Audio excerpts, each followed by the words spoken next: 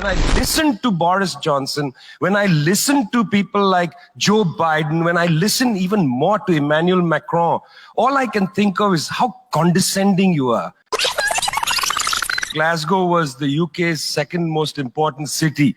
Beautiful buildings, beautiful streets, a gorgeous city. When I see cities like this, I think also about the other side of it. You know, there's a phrase from Walter Benjamin, every monument of civilization is also a monument of barbarism. I think of the famines in Bengal, the jute workers in Bengal sending jute to Dundee through the Glasgow port.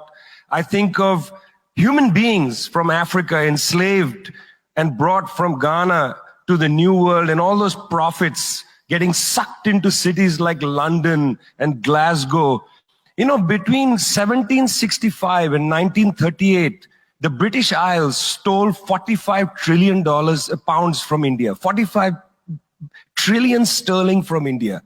We never got paid for that. When the British left India, when we threw the British out, our literacy rate was 13%. So much for several hundred years of so-called civilization. Meanwhile, our landscapes were destroyed. You know, coal was foisted on India. You foisted coal on us. You were the ones that came and made us coal dependent. And then you left, and now you dare to condescend to us. When I listen to Boris Johnson, when I listen to people like Joe Biden, when I listen even more to Emmanuel Macron, all I can think of is how condescending you are.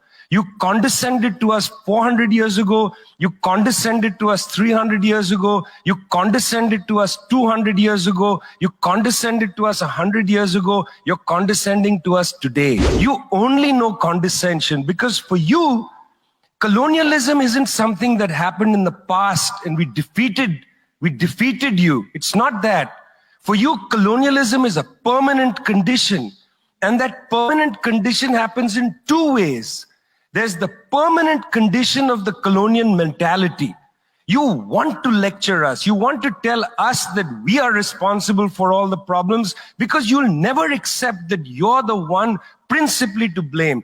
You signed the Rio Formula in 1992 on common and differentiated responsibilities. You like the common part. You like the common part. You like to say we're all in this together and so on. We're not in this together. The United States, 4-5% of the world's population, still uses 25% of the world's resources. You outsource production to China, and then you say China is the carbon polluter. China's producing your buckets. China's producing your nuts and bolts. China's producing your phones. Try to produce it in your own countries and see your carbon emissions rise. You love lecturing us because you have a colonial mentality. Then there are colonial structures and institutions.